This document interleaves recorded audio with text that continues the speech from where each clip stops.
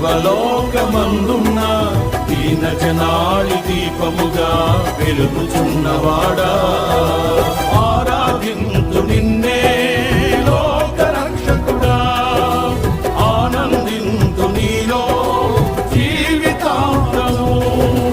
నీ కృప ఎంత ఉన్నతమో వర్ణించలేదు స్వామి, నీ కృప యందు తుది వరకు నడిపించు యేసయ్యా.